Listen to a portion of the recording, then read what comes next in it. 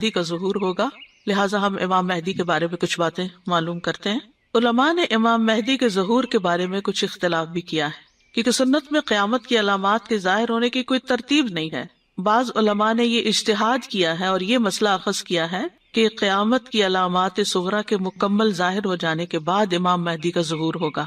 فرمایا بے شک قیامت ضرور آنے والی ہے، اس میں کوئی شک نہیں، اور لیکن اکثر لوگ مانتے نہیں۔ یعنی قیامت کے آنے کی خبر سچی ہے، اس کے بارے میں تمام انبیاء اور رسول اپنی اپنی امتوں کو خبر دے چکے ہیں۔ تمام کتب الہیہ جو ہیں، یعنی آسمانی کتابیں جو نازل ہوئی لوگوں کے لیے، ان میں بھی قیامت کے آنے کی خبر دی گئی ہے۔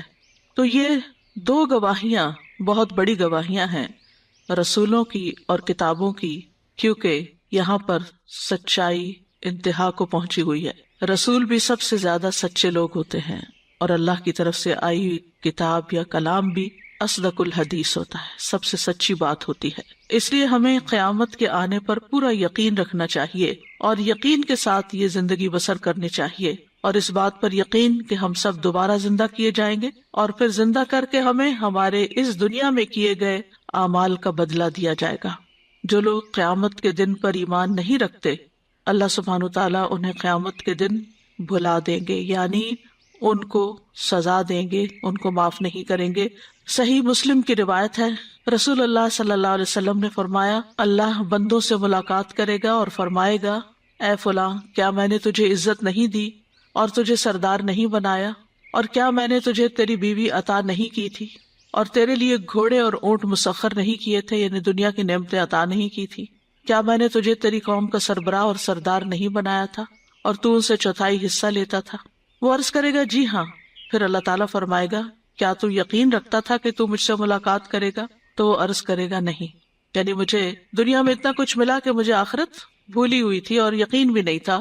تو اللہ سبحانہ و تعالیٰ فرمائے گا کہ میں تجھے بھلا دیتا ہوں جس طرح تو نے مجھے بھلا دیا۔ تو اللہ تعالیٰ سے دعا ہے کہ ہمیں قیامت کی گھڑی پر نہ صرف یہ کہ ایمان لانے کی توفیق دے، بلکہ اس کے ساتھ ساتھ اسے روزمرہ کی زندگی کے کاموں کے دوران یاد رکھنے کی بھی توفیق دے، اور جتنی بھی نشانیاں ہم دیکھیں اپنے آس پاس، ان سے قیامت کی یاد کو تازہ کرتے رہیں تاکہ ہمارے اعمال میں بہتری پیدا ہو۔ آج ہم انشاءاللہ پڑھیں گے علامات قیامہ صغریٰ میں سے جنگوں سے متعلق علامات۔ رسول اللہ صلی اللہ علیہ وسلم نے اپنی امت کی مختلف فتوحات کی پیشن گوئی بھی کی۔ صحیح مسلم میں آتا ہے، نبی صلی اللہ علیہ وسلم نے فرمایا، تم جزیرۃ العرب میں جہاد کرو گے، اللہ تعالیٰ تمہیں اس میں فتح عطا فرمائے گا۔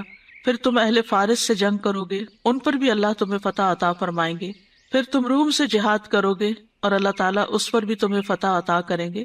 پھر تم دجال سے جنگ کرو گے، یعنی قیامت کے آنے سے پہلے دجال سے بھی جنگ کرو گے، اس پر بھی اللہ تمہیں فتح عطا کریں گے۔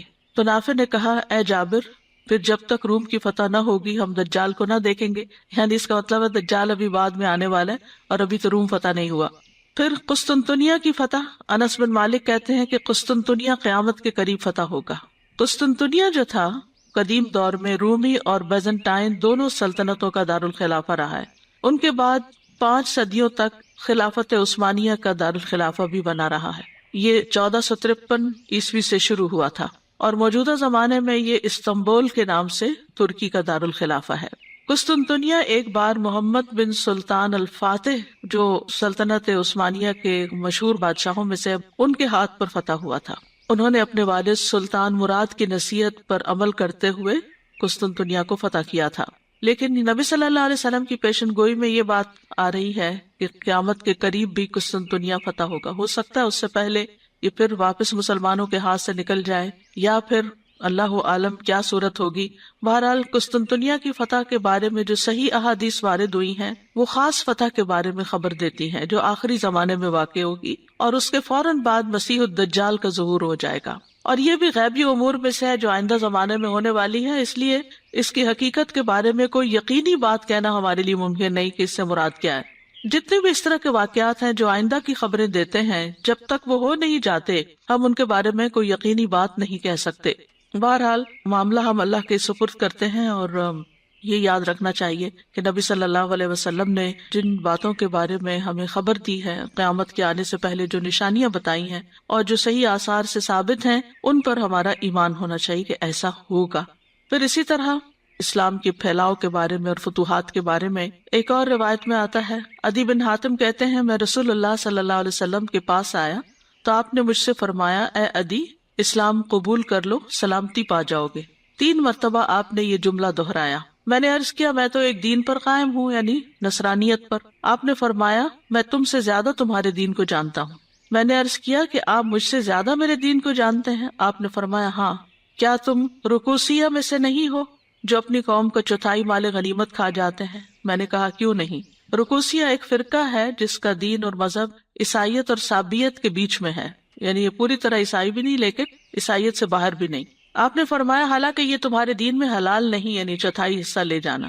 تو آپ اپنی اس بات سے آگے نہ بڑھے کہ میں اس کے آگے جھک گیا، یعنی یہ بات تو ایک پیغمبر ہی کو پتا ہو سکتی ہے۔ پھر آپ نے فرمایا میں جانتا ہوں کہ تمہیں اسلام قبول کرنے میں کون سی چیز مانے ہے۔ تم یہ سمجھتے ہو کہ اس دین کے پیروکار کمزور اور ایسے لوگ ہیں جن میں کوئی طاقت نہیں، جنہیں عرب نے دھتکار دیا ہے۔ یہ بتاؤ تم ہیرا شہر کو جانتے ہو؟ میں نے عرض کیا دیکھا تو نہیں، البتہ سنا ضرور ہے۔ آپ نے فرمایا اس ذات کی قسم جس کے ہاتھ میں میری جان ہے، اللہ اس دین کو مکمل کر کے رہے گا، یہاں تک کہ ایک عورت اونٹ پر سوار ہو کر ہیرا سے نکلے گی اور کسی محافظ کے بغیر بیت اللہ کا طواف کرنے آئے گی، اور ان قریب کسرا بن ہرمز کے خزانے فتح ہوں گے۔ میں نے تعجب سے پوچھا کسرا بن ہرمز کے؟ آپ نے فرمایا ہاں کسرا بن ہرمز کے، اور ان قریب اتنا مال خرچ کیا جائے گا کہ اسے قبول کرنے والا کوئی نہ رہے گا۔ عدی بن حاتم فرماتے ہیں کہ واقعی اب ایک عورت ہیرا سے نکلتی ہے اور کسی محافظ کے بغیر بیت اللہ کا طواف کر کے جاتی ہے۔ ان کی زندگی میں یہ پیشن گوئی سچ ثابت ہو گئی، اور کسرا بن ہرمز کے خزانوں کو فتح کرنے والوں میں تو میں خود بھی شامل تھا، اور اس ذات کی قسم جس کے ہاتھ میں میری جان ہے۔ تیسری بات بھی وقوع پذیر ہو کر رہے گی کیونکہ رسول اللہ صلی اللہ علیہ وسلم نے اس کے بارے میں خبر دی ہے، یعنی جو بھی آپ کی دی ہوئی خبریں ہیں ان کو ہمیں سچ ماننا چاہیے۔ کچھ جو واقع ہو چکی وہ تو بہرحال ان کی صداقت ہمارے سامنے ہے، اور کچھ جو آئندہ وقت کے ساتھ ساتھ سامنے آتی جائیں گی۔ پھر اسی طرح آپ صلی اللہ علیہ وسلم نے ایک اور جنگ کے بارے میں خبر دی جس میں عیسائیوں کے دغا دینے اور چڑھائی کرنے کے بارے میں بات آتی ہے۔ صحیح مسلم کی روایت ہے ابو ہریرہ سے کہ رسول اللہ صلی اللہ علیہ وسلم نے فرمایا قیامت قائم نہیں ہوگی یہاں تک کہ رومی اعماق میں حلب اور انطاکیہ کے درمیان ایک پرفضا علاقہ جو دابک شہر سے متصل ہے یا دابک میں اتریں گے، یعنی اعماق یا دابک میں اتریں گے، یعنی رومی لوگ شام کے علاقے میں، ان کے ساتھ مقابلے کے لیے شہر سے یعنی دمشق سے اس وقت روئے زمین کے بہترین لوگوں کا ایک لشکر روانہ ہوگا۔ جب وہ صف آرا ہوں گے تو رومی کہیں گے تم ہمارے اور ان لوگوں کے درمیان سے ہٹ جاؤ جنہوں نے ہمارے لوگوں کو قیدی بنایا ہوا ہے، ہم ان سے لڑیں گے۔ تو مسلمان کہیں گے اللہ کی قسم نہیں، ہم تمہارے اور اپنے بھائیوں کے درمیان سے نہیں ہٹیں گے، چنانچہ وہ ان سے یعنی عیسائیوں سے جنگ کریں گے۔ ان مسلمانوں میں سے 1/3 شکست تسلیم کر لیں گے، یعنی میدان جنگ چھوڑ جائیں گے، اللہ ان کی توبہ کبھی قبول نہیں کرے گا۔ 1/3 قتل کر دیے جائیں گے، وہ اللہ کے نزدیک افضل ترین شہداء ہوں گے، اور 1/3 فتح حاصل کر لیں گے، اور وہ کبھی فتنے میں مبتلا نہیں ہوں گے، ہمیشہ ثابت قدم رہیں گے، اور قسطنطنیہ کو دوبارہ فتح کریں گے۔ پھر جب وہ غنیمتیں تقسیم کر رہے ہوں گے اور اپنے ہتھیار انہوں نے زیتون کے درختوں سے لٹکائے ہوئے ہوں گے تو شیطان ان کے درمیان چیخ کر اعلان کرے گا مسیح دجال تمہارے پیچھے گھر والوں تک پہنچ چکا ہے۔ وہ نکل پڑیں گے مگر یہ بات جھوٹ ہوگی۔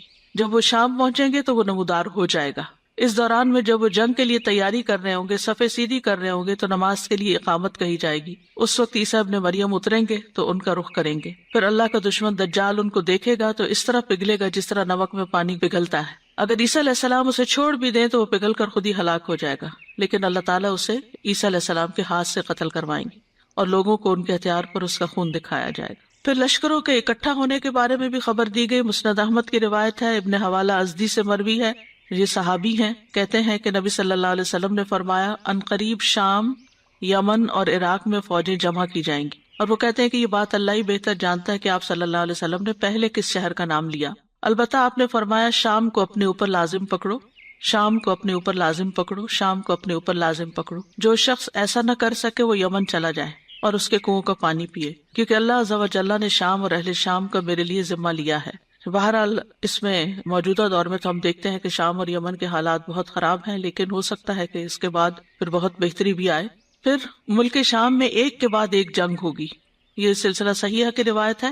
عمیر بن اسود اور کثیر بن مرہ حضرمی کہتے ہیں کہ ابو ہریرہ رضی اللہ عنہ اور ابن سمت کہتے تھے کہ مسلمان زمین میں قیامت کے برپا ہونے تک موجود رہیں گے، یعنی قیامت تک مسلمان باقی رہیں گے، چاہے وہ بہت ایمان اور عمل میں پیچھے ہوں گے لیکن رہیں گے، کیونکہ رسول اللہ صلی اللہ علیہ وسلم نے فرمایا میری امت کی ایک جماعت اللہ کے حکم پر قائم و دائم رہے گی، اس کا مخالف اسے کوئی نقصان نہیں پہنچا سکے گا، وہ اپنے دشمنوں سے جہاد کرتی رہے گی، جب ایک لڑائی ختم ہوگی تو دوسری جنگ چھڑ جائے گی، اللہ کچھ لوگوں کے دلوں کو ٹیڑھا کر دے گا تاکہ ان سے مال غنیمت کے ذریعے اس جماعت کو رزق دیتا رہے حتیٰ کہ قیامت آ جائے گی، گویا کہ وہ اندھیری رات کے ٹکڑے ہوں گے، یعنی فتنے جو ہوں گے اس وجہ سے وہ گھبرا جائیں گے حتیٰ کہ وہ چھوٹی چھوٹی زرہیں پہنیں گے، اور رسول اللہ صلی اللہ علیہ وسلم نے فرمایا یہ اہل شام ہے، پھر آپ نے شام کی طرف اشارہ کرتے ہوئے اپنی انگلی کے ذریعے زمین کو کریدا، یعنی زمین پر نشان ڈال کے شام کی طرف اشارہ کیا حتیٰ کہ وہ کریدنے سے آپ کی انگلی کو تکلیف بھی ہوئی۔ یہاں جو بات کی گئی ہے نا کہ اللہ بعض قوموں کے دل مسلمانوں کے خلاف ٹیڑھے کر دے گا تو وہ مسلمانوں سے لڑنے کے لیے میدان جنگ میں اتریں گے، تو اللہ تعالیٰ مسلمانوں کو ان کے ساتھ لڑا کر فتح یاب کرے گا اور غنیمت عطا کرے گا اور وہ مومن کی روزی بنیں گے۔ تو اس سے یہ پتہ چلتا ہے کہ کوئی بھی چیز اللہ کے اذن کے بغیر نہیں ہوتی، بعض اوقات کوئی جنگ ہوتی ہے، کوئی فتنہ برپا ہو جاتا ہے لیکن اس کے اندر سے بھی کوئی خیر نکل آتی، اور یہ سب اللہ کے اذن سے ہوتا ہے، اور اللہ تعالیٰ ان کے دل ٹیڑھے کر دے گا۔ قرآن میں اس کے بارے میں آتا ہے فَلَمَّا زَاغُوا أَزَاغَ اللَّهُ قُلُوبَهُمْ، جب انہوں نے کجربی اختیار کی تو اللہ نے ان کے دل ٹیڑھے کر دیے، یعنی اللہ کسی کے اوپر ظلم نہیں کرتا، وہ کس کا دل ٹیڑھا کرتا ہے جو خود ٹیڑھا ہونا چاہتا ہے۔ پھر ایک اور پیشن گوئی آپ نے فرمائی کہ اہل غرب حق پر رہیں گے، رسول اللہ صلی اللہ علیہ وسلم نے فرمایا، صحیح مسلم میں آتا ہے اہل الغرب ہمیشہ حق پر غالب رہیں گے یہاں تک کہ قیامت ہو جائے گی۔ اب علماء نے اہل الغرب سے جو مراد لیا ہے اس میں کچھ اختلاف ہے، ان کے نقطہ نظر اور ان کے جو تعارف ہے اس میں کئی ایک اقوال ہیں۔ سب سے پہلا قول ہے کہ اس سے مراد عرب لوگ ہیں، عربوں کی یہ صفت بیان کی جاتی ہے کہ یہ اہل الغرب ہیں، یعنی معاشرتی ضروریات میں پانی کی ضروریات کو پورا کرنے کے لیے بڑے بڑے ڈول استعمال کرتے ہیں، اور غرب بہت بڑے ڈول کو کہتے ہیں، جیسے ڈرم ہوتا ہے یا ڈول ہوتا ہے، جو کہ پانی کی کمی ہوتی ہے تو اس لیے پانی جمع کر کر کے رکھتے ہیں، تو اس لیے بھی ان کو اہل الغرب کہتے ہیں۔ یعقوب بن شیبہ علی بن مدینی سے روایت کرتے ہوئے کہتے ہیں کہ یہاں بیان کیے گئے الغرب سے مراد بڑا ڈول ہے، اور انہوں نے اس سے مراد عرب لیے ہیں کیونکہ یہ بڑے بڑے ڈول استعمال کرتے تھے اور ان کے ذریعے پانی حاصل کرتے تھے، تو یہ صفت عربوں اور ان کے پیروکاروں کی ہے۔ دوسرا معنی یہ لیا گیا کہ اس سے مراد مجاہدین ہیں، کہا گیا کہ اہل الغرب کا معنی ہے وہ بہت تیز ہوں گے، بہت سمجھدار ہوں گے، اسمارٹ، تو یہاں غرب سے مراد تیزی ہے، جیسا کہ قاضی اعظ نے نقل کیا ہے۔ اہل الغرب سے مراد قوت اور مضبوطی والے لوگ، اور ہر چیز کا غرب اس کی قوت ہوتی ہے۔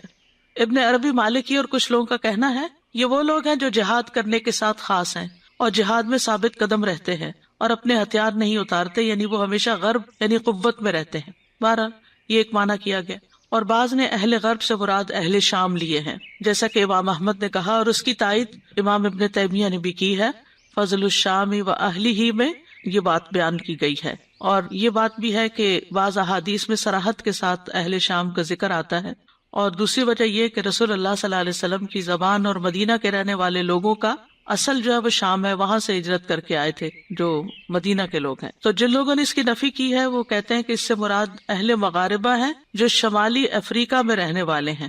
بہرحال اللہ ہی بہتر جانتا ہے، لیکن یہ پیشن گوئی بھی کی گئی ہے کہ اہل غرب جو ہیں حق پر رہیں گے یہاں تک کہ قیامت آ جائے۔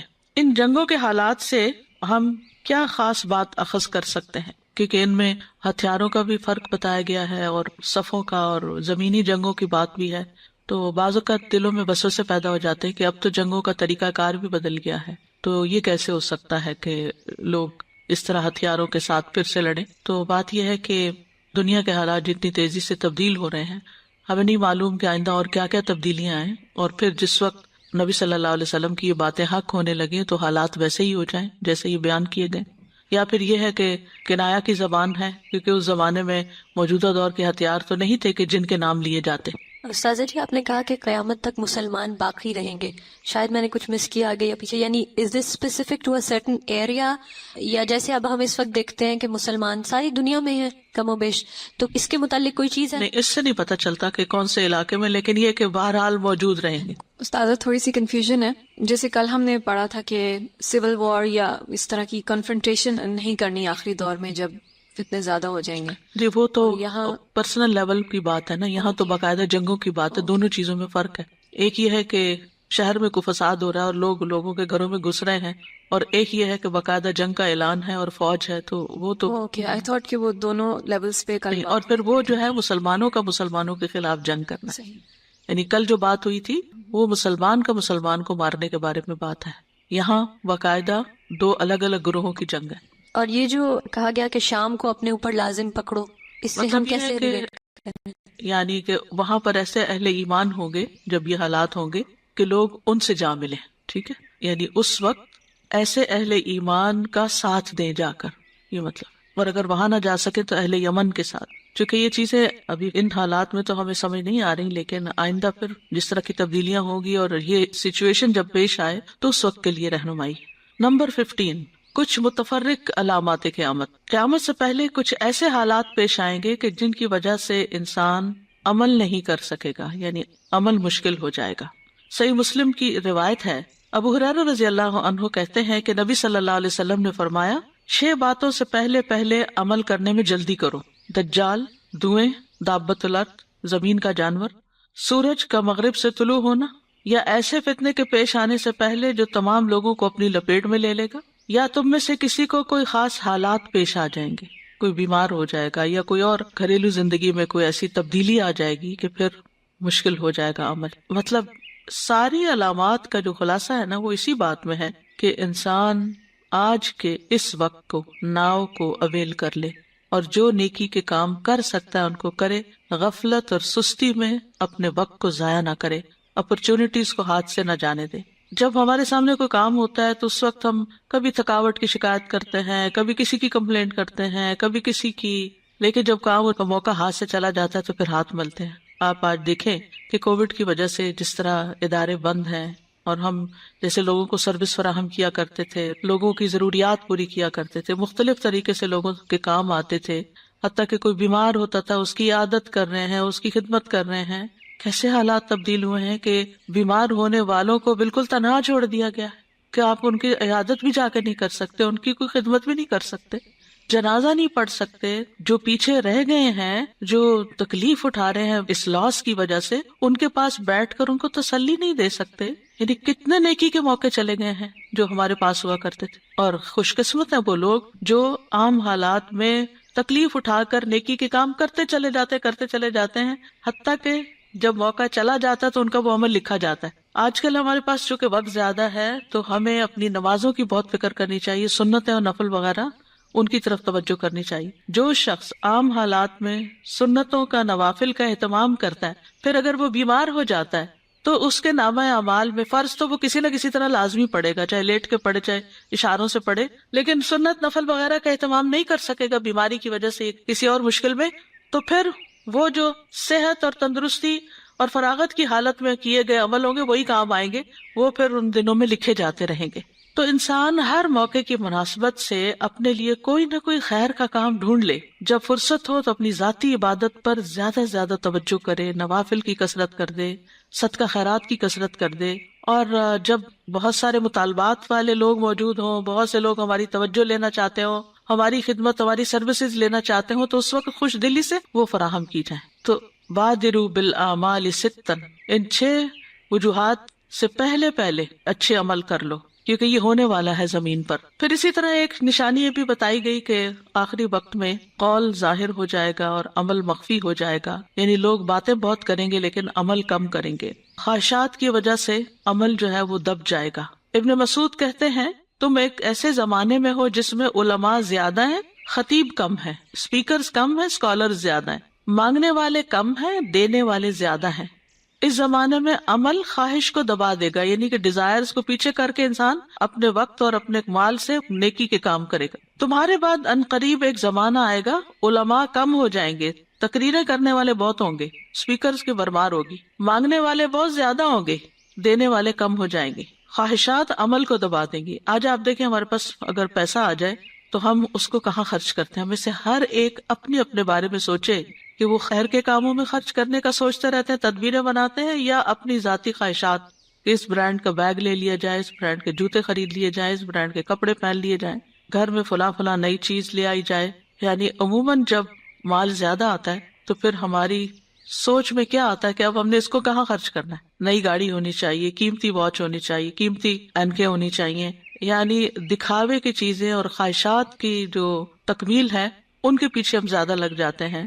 تو آخری زمانے میں پھر یہی ہوگا کہ خواہشات عمل کو دبا دیں گی، یعنی خواہشات اوپر آ جائیں گی اور اپنے وقت اور اپنے مال اور اپنی صلاحیتوں سے ہم یعنی کوئی کام کرنے کی بجائے خواہشات کی تکمیل میں ان سب کو استعمال کر لیں گے.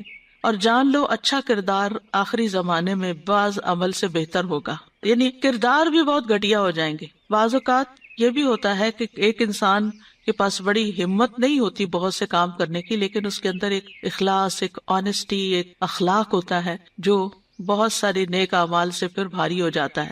سب سے زیادہ جو چیز انسانوں کو جنت میں داخل کرائے گی وہ کیا ہے؟ تقویٰ اور حسن اخلاق. پھر مسند احمد میں آتا ہے گمراہ کرنے والی خواہشات کی پیروی کرنا. ابو برزہ اسلمی کہتے ہیں نبی صلی اللہ علیہ وسلم نے فرمایا مجھے تمہارے متعلق ان گمراہ کن خواہشات کا سب سے زیادہ اندیشہ ہے جن کا تعلق پیٹ اور شرمگاہ سے ہوتا ہے، اور گمراہ کن فتنوں کا بھی اندیشہ ہے. پھر موٹاپا پسند کیا جانا. عمران بن حسین کہتے ہیں میں نے رسول اللہ صلی اللہ علیہ وسلم کو فرماتے ہوئے سنا میرے زمانے کے لوگ سب سے بہتر ہیں، پھر ان کے بعد والے، پھر ان کے بعد والے، پھر ان کے بعد ایسے لوگ آئیں گے جو موٹا ہونا چاہیں گے، موٹاپے کو پسند کریں گے، وہ لوگ گواہی طلب کیے بغیر گواہی دیں گے. پھر طاقتور کا کمزور کو کھا جانا. حضرت عائشہ کہتی ہیں کہ رسول اللہ صلی اللہ علیہ وسلم میرے پاس داخل ہوئے اور فرمایا اے عائشہ میری امت میں سے تمہاری قوم کے لوگ سب سے پہلے مجھ سے ملنے والے ہیں. جب آپ بیٹھ گئے تو میں نے عرض کیا اللہ کے رسول، اللہ مجھے آپ پر فدا کرے. جب آپ داخل ہوئے تو آپ نے ایک ایسی بات کہی جس نے مجھے خوف زدہ کر دیا ہے. آپ نے پوچھا وہ کیا ہے؟ انہوں نے کہا کہ آپ نے فرمایا میری امت کے لوگ آپ سے سب سے پہلے ملیں گے. آپ نے فرمایا ہاں. میں نے پوچھا اس کی وجہ کیا ہے؟ آپ نے فرمایا موتیں انہیں شیریں پائیں گی، یعنی موت ان پر جلدی آ جائے گی. اب دیکھیے کتنے صحابہ جنگ یرموک میں شہید ہو گئے، پھر کتنے صحابہ امواس کے تعاون میں شہید ہو گئے، پھر اسی طرح کچھ آپس کی جنگوں میں شہید ہوئے لوگ. یعنی آپ کے دور میں اتنے لوگ شہید نہیں ہوئے جتنے آپ کے فوراً بعد پھر وقتاً فوقتاً ہوتے گئے. اور ان کی امت ان سے حسد کرے گی. میں نے کہا اس صورت میں لوگوں کا کیا بنے گا؟ آپ نے فرمایا وہ چھوٹے نو کے ٹڈی دل کے مانند ہوں گے، ان کے طاقتور کمزوروں کو کھا جائیں گے یہاں تک کہ ان پر قیامت ہو جائے گی. یعنی بعد کے ادوار میں پھر امت اس طرح کمزور ہوگی کہ ظالم لوگ ان پر مسلط ہو جائیں گے. قیامت کی علامتوں میں سے سچے خواب بھی ہیں. ابو ہریرہ کہتے ہیں کہ نبی صلی اللہ علیہ وسلم نے فرمایا جب زمانہ قریب آ جائے گا، یعنی یہ تقارب الزمان ہم شروع میں پڑھ چکے ہیں، تو مسلمان کا خواب جھوٹا نہ ہوگا، اور تم میں سے جو بات میں سچا ہوگا اس کا خواب بھی سچا ہوگا. یعنی مومن کا خواب بہت واضح ہوگا، تعبیر کی بھی ضرورت نہیں ہوگی، اور جو وہ دیکھے گا وہ بعین ہی پورا بھی ہو جائے گا. یعنی اس میں اشاراتی باتیں نہیں ہوگی کہ کسی اہل علم سے پوچھنے کی ضرورت ہو، اور رات جو دیکھے گا صبح عملی زندگی میں وہ نظر آ جائے گا. بعض علماء کہتے ہیں کہ یہ عیسیٰ علیہ السلام کے زمانے کے ساتھ خاص ہے، یعنی بالکل آخری زمانے میں ایسا ہوگا. بعض کہتے ہیں کہ جب دین کا معاملہ انتہائی کمزور پڑ جائے گا تو بچے کھچے مومن انتہائی درجے کی کمزوری میں ہوں گے، تو اللہ ان کو بدلے میں خواب دکھائے گا، تو یہ خواب فتنوں کے وقت میں ان کو ثابت قدم رکھیں گے، اور ایسی چیزوں کے زمانے میں ان کو ثابت قدم رکھیں گے جو بالکل گھٹا ٹوپ اندھیروں کی مانند ہوں گے اور لوگوں کو گھیر لیں گے. یعنی سچے خوابوں کے ذریعے مومن کا اکرام ہوگا اور مومن کو تسلی دی جائے گی، جس کی وجہ سے مومن ثابت قدم رہیں گے. پھر اسی طرح راستوں کا پرامن ہونا. ابو ہریرہ کہتے ہیں کہ رسول اللہ صلی اللہ علیہ وسلم نے فرمایا قیامت اس وقت تک قائم نہ ہوگی جب تک سرزمین عرب دریاؤں اور نہروں سے لبریز نہ ہو جائے، اور جب تک ایک سوار عراق اور مکہ کے درمیان سفر کرے اور اس سفر میں سوائے راہ بھٹکنے کے اور کوئی اندیشہ نہ ہو. یعنی کوئی لوٹ مار نہیں ہوگی، چور چکار نہیں ہوں گے. علامات کبریٰ سے پہلے امام مہدی کا ظہور ہوگا، لہٰذا ہم امام مہدی کے بارے میں کچھ باتیں معلوم کرتے ہیں. علماء نے امام مہدی کے ظہور کے بارے میں کچھ اختلاف بھی کیا ہے، کیونکہ سنت میں قیامت کی علامات کے ظاہر ہونے کی کوئی ترتیب نہیں ہے. بعض علماء نے یہ اجتہاد کیا ہے اور یہ مسئلہ اخذ کیا ہے کہ قیامت کی علامات صغریٰ کے مکمل ظاہر ہو جانے کے بعد امام مہدی کا ظہور ہوگا. ابن خلدون کے مطابق دجال اور عیسیٰ علیہ السلام کے قریبی دور میں امام مہدی کا ظہور ہوگا. وہ کہتے ہیں جان لیں کہ تمام زمانوں میں اہل اسلام کے درمیان اس بات پر اتفاق رہا ہے کہ آخری زمانے میں اہل بیت کے ایک آدمی کا ظہور لازمی ہوگا. وہ دین کی مدد کرے گا، عدل کو غالب کرے بعد ہوگا، اور وہ دجال کو قتل کریں گے. یا تو وہ مہدی کے خروج کے بعد نازل ہوں گے یا مہدی کے ہوتے ہوئے نازل ہو جائیں گے، اور مہدی دجال کے قتل کرنے پر عیسیٰ علیہ السلام کے ساتھ تعاون کریں گے، اور نماز میں عیسیٰ علیہ السلام مہدی کی اقتدا کریں گے، کیونکہ مہدی جو ہوں گے وہ قرآن کے حافظ ہوں گے اور عیسیٰ علیہ السلام انجیل کے. تو قرآن کی چونکہ فوقیت ہے انجیل پر، لہٰذا عیسیٰ علیہ السلام نماز کو لیڈ نہیں کریں گے بلکہ انہی کو کہیں گے کہ وہ مسلمانوں کی امامت کرائیں۔ امام مہدی کے نام اور نسب کے بارے میں ابن باز کہتے ہیں کہ اس بارے میں احادیث مشہور اور متواتر ہیں، ایک دوسرے کی تائید کرتی ہیں کہ ان کا نام محمد بن عبداللہ علوی حسنی ہے، یہ حسن بن ابی طالب کی اولاد میں سے ہوں گے، یعنی حضرت حسن کی اولاد میں سے ہوں گے، اور آخری زمانے میں یہ اللہ عز و جل کی طرف سے اس امت پر رحمت ہوگی۔ وہ نکلیں گے تو عدل اور حق کو قائم کریں گے، ظلم و ستم کو روک دیں گے، اور ان کے ذریعے اللہ اس امت پر خیر کے جھنڈے کو انصاف اور ہدایت اور لوگوں کی رہنمائی اور توفیق اور لوگوں کی بھلائی کے لیے پھیلا دے گا، تو لوگوں کی مدد ہوگی ان کے دور میں۔ امام مہدی اہل بیت میں سے ہوں گے۔ سنن نبی داؤد کی روایت ہے، عبداللہ بن مسعود کہتے ہیں کہ نبی صلی اللہ علیہ وسلم نے فرمایا، اگر دنیا کے فنا ہونے میں ایک دن بھی باقی ہوا تو اللہ اس دن کو لمبا کر دے گا، حتیٰ کہ اللہ اس میں ایک آدمی کو اٹھائے گا جو مجھ سے ہوگا یا میرے اہل بیت سے ہوگا، اس کا نام میرے نام اور اس کے باپ کا نام میرے باپ کے نام جیسا ہوگا، وہ زمین کو عدل و انصاف سے بھر دے گا جیسے کہ ظلم و زیادتی سے بھری ہوئی ہوگی۔ سفیان ثوری کہتے ہیں کہ نبی صلی اللہ علیہ وسلم نے فرمایا، یہ دنیا اس وقت تک فنا نہیں ہوگی جب تک میرے اہل بیت میں سے ایک آدمی عرب پر حاکم نہ بن جائے جس کا نام میرے نام کے مطابق ہوگا۔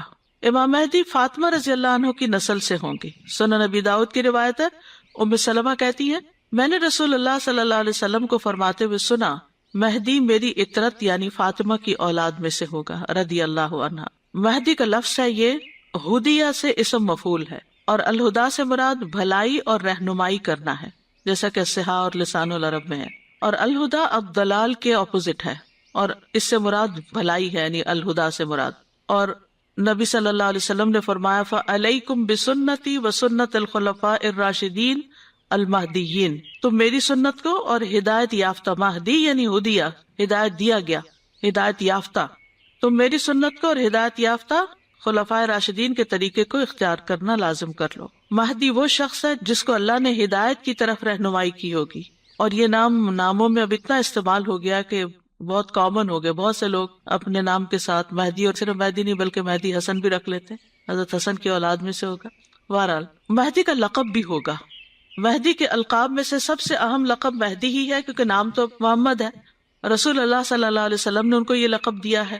ابو سعید خدری کہتے ہیں، رسول اللہ صلی اللہ علیہ وسلم نے فرمایا، میری امت کے آخری زمانے میں مہدی نکلے گا، اور یاد رکھیے کہ چاروں خلفاء کے علاوہ کوئی بھی اس نام میں ان کے مشترک نہیں، یعنی خلفاء الراشدین المہدیین ان کو مہدی کہا گیا، اور پھر اس شخص کو مہدی کہا جائے گا۔ تو اس لقب سے یہ بات پتہ چلتی ہے کہ اللہ کی طرف سے ان کو ہدایت اور توفیق حاصل ہوگی۔ امام مہدی کا ایک اور لقب بھی ہے المنتظر، انتظار سے۔ اہل سنت کے بہت سے علماء، جس میں سے امام الاسفرائینی، ابن حزم اندلسی، امام ذہبی، ابن تیمیہ اور ابن قیم وغیرہ نے المنتظر کے کلمہ کو مہدی کے لقب کے ساتھ منسوب کیا ہے۔ یہ لقب اس لیے دیا گیا تاکہ مہدی کا انتظار کیا جائے، اور یہ کلمہ اس بات پہ دلالت کرتا ہے کہ یہ امت آخری زمانے میں ان کے نکلنے کا انتظار کرے گی۔ بعض علماء نے مہدی کو اور لقب بھی دیے ہیں، جیسے القائم، کیونکہ وہ زمین میں اللہ کی شریعت کو قائم کریں گے۔ امام ابن حجر ہیثمی کہتے ہیں کہ جب حق کو بیان کرنے کی بہت شدید ضرورت ہوگی تو اللہ تعالیٰ حق کے ساتھ خلافت قائم کرنے والے مہدی کو بھیجے گا، اور وہ آپ کی اولاد میں سے ہوگا تاکہ وہ زمین کو عدل سے بھر دے۔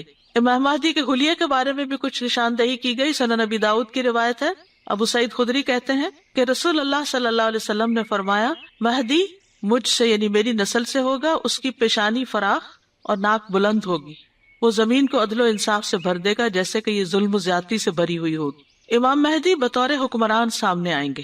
مسند احمد میں ہے، عبداللہ رضی اللہ عنہ سے مروی ہے، وہ کہتے ہیں کہ رسول اللہ صلی اللہ علیہ وسلم نے فرمایا، دن اور رات کا چکر اور زمانہ اس وقت تک ختم نہیں ہوگا، یعنی قیامت اس وقت تک قائم نہیں ہوگی جب تک عرب میں میرے اہل بیت میں سے ایک شخص کی حکومت نہ آ جائے جس کا نام میرے نام کے موافق ہوگا۔ اللہ تعالیٰ امام مہدی کی ایک رات میں اصلاح فرما دیں گے۔ حضرت علی نے رسول اللہ صلی اللہ علیہ وسلم سے یہ بات روایت کی ہے۔ اس کے علاوہ علماء نے ان کی صفات میں کچھ اور چیزیں بھی بتائی ہیں کہ اللہ تعالیٰ ان کی ایک رات میں اصلاح کر دے گا، جیسے حضرت علی نے یہ بات فرمائی، اور ہو سکتا ہے اس سے مراد یہ ہے کہ وہ خلافت کے منصب پر فائز ہونے اور معاملات کو سنبھالنے کے لیے اللہ تعالیٰ ان کو ایک رات میں ہی تیار کر دے گا، یعنی پہلے وہ عام لوگوں میں سے ہوں گے، کسی کو نہیں پتا چلے گا، پھر راتوں رات ان کے اندر اللہ ایسی صلاحیتیں پیدا کر دے گا کہ وہ واقعی لیڈرشپ کا رول ادا کر سکیں. اللہ تعالیٰ ان کے معاونین کو ان کا فرما بردار بنائے گا یہاں تک کہ وہ ان کی مدد کریں گے اور ان کی بادشاہت کو مضبوط کریں گے اور ان کے ارکان کو جما دیں گے. اور اس کا مطلب یہ بھی ہو سکتا ہے کہ اللہ ان کی کمیوں کو درست کر دے گا، ان کو ہدایت دے گا، رحمت عطا کرے گا. جیسے کہ ابن کثیر نے کہا یصلحہ اللہ فی لیلۃ کا مطلب ہے کہ ان پر رحمت کر دے گا، ان کو توفیق دے دے گا، ان کے دل میں بھلائی کو ڈال دے گا. اس سے پہلے وہ ایسے نہیں ہوں گے، یعنی وہ بادشاہ یا خلیفہ کے طور پر سامنے آنے سے پہلے ایسے نہیں ہوں گے. پھر اللہ تعالیٰ ان کو یہ ساری کوالٹیز عطا کر دے گا. مہدی کے زمانے سے پہلے زمین پر ظلم و ستم چھا چکا ہوگا، عام شکل میں ہوگا پوری دنیا کے اندر. لیکن جو ہی ان کی خلافت قائم ہوگی تو زمین عدل و انصاف سے بھر جائے گی اور وہ ایسا فیصلہ کریں گے جو قرآن و سنت سے حاصل کیا گیا ہوگا، یعنی قرآن و سنت کے مطابق لوگوں کے بیچ میں فیصلے کریں گے. امام مہدی مشرق کی جانب سے نکلیں گے. ان کا خروج مشرقی ممالک سے ہوگا، نہ کہ سامراء کی سرنگ سے جیسے بعض لوگوں کا گمان ہے. مشرقی لوگ امام مہدی کا ساتھ دیں گے. ابن کثیر کہتے ہیں مشرق کے کچھ لوگوں کی طرف سے ان کی حمایت کی جائے گی، وہ ان کی سلطنت کو قائم کریں گے، ان کی سلطنت کے ارکان مضبوط کریں گے، ان کے پرچم بھی کالے ہوں گے اور یہ خاص انداز کے ہوں گے جس میں وقار اور متانت کی جھلک ہوگی، کیونکہ رسول اللہ صلی اللہ علیہ وسلم کا پرچم بھی سیاہ تھا اور اس کو عقاب کہا جاتا تھا. ابن کثیر کہتے ہیں اس کا یہ مقصد ہے کہ مہدی جو قابل تعریف ہوں گے اور جس کے بارے میں وعدہ کیا گیا کہ وہ آخری زمانے میں آئیں گے اور ان کے ظاہر اور خارج ہونے کی ابتدا مشرق سے ہوگی اور ان کے ہاتھوں پر بیت اللہ کے پاس بیعت کی جائے گی، یعنی بیت اللہ کے پاس ان کو خلیفہ مقرر کیا جائے گا. مسند احمد کی روایت ہے رسول اللہ صلی اللہ علیہ وسلم نے فرمایا حجر اسود اور مقام ابراہیم کے درمیان. یہ کون سی جگہ ہوتی ہے؟ حجر اسود اور مقام ابراہیم، وہ جو الگ سے ٹاور کھڑا ہوتا ہے نا جس میں پاؤں کے نشان، یعنی اس کے بیچ میں جگہ جو ہے اس کی طرف اشارہ ہے. حجر اسود اور مقام ابراہیم کے درمیان ایک آدمی سے بیعت لی جائے گی. بیعت لینے کے بعد امام مہدی اپنے ساتھیوں سمیت بیت اللہ میں پناہ لیں گے. عبید اللہ بن قبطیہ سے روایت ہے، وہ کہتے ہیں کہ حارث بن ابی ربیعہ، عبداللہ بن صفوان اور میں بھی ان کے ساتھ تھا. ہم ام المومنین ام سلمہ کی خدمت میں حاضر ہوئے. ان دونوں نے ان سے اس لشکر کے متعلق سوال کیا جس کو زمین میں دنسا دیا جائے گا، اور یہ عبداللہ بن زبیر کی خلافت کا زمانہ تھا جب انہوں نے حضرت ام سلمہ سے یہ سوال کیا. اگر آپ ریاض الصالحین پڑھیں تو نیت کے باب میں ایک لشکر کے زمین کے اندر چلے جانے کی حدیث موجود ہے ابتدائی باب میں. تو انہوں نے کہا، حضرت ام سلمہ نے کہا کہ رسول اللہ صلی اللہ علیہ وسلم نے فرمایا تھا ایک پناہ لینے والا بیت اللہ میں پناہ لے گا، اس کی طرف ایک لشکر بھیجا جائے گا، جب لوگ زمین کے بنجر ہموار حصے میں ہوں گے تو ان کو زمین میں دنسا دیا جائے گا. میں نے عرض کیا اللہ کے رسول، جو مجبوراً ان کے ساتھ شامل ہوگا اس کا کیا بنے گا؟ آپ نے فرمایا وہ بھی ساتھ ہی دنسا دیا جائے گا، قیامت کے دن اس کو اس کی نیت پر اٹھایا جائے گا. تو یہ کون سا لشکر ہوگا جو امام مہدی کی بیعت کو بغاوت سمجھ کر کچلنے کے لیے آئے گا، یعنی امام مہدی کے خلاف آئے گا، تو اللہ تعالیٰ اس کو راستے میں ہی سنک کر دیں گے بیدا کے مقام پر. مسند احمد کی روایت ہے، ام المومنین عائشہ رضی اللہ تعالیٰ عنہا سے مروی ہے، وہ کہتی ہیں کہ ایک مرتبہ رسول اللہ صلی اللہ علیہ وسلم سو رہے تھے، آپ اپنی نیند میں ہی ہنسنے لگے. جب آپ بیدار ہوئے تو میں نے پوچھا یا رسول اللہ آپ کس بات پر ہنس رہے تھے صلی اللہ علیہ وسلم؟ آپ نے فرمایا میری امت کے کچھ لوگ اس بیت اللہ پر حملے کا ارادہ کریں گے، یعنی وہ لشکر جو آ رہا ہے نا، ایک قریشی آدمی کی وجہ سے جو حرم میں پناہ گزین ہوگا. کس کی طرف اشارہ؟ مہدی کی طرف.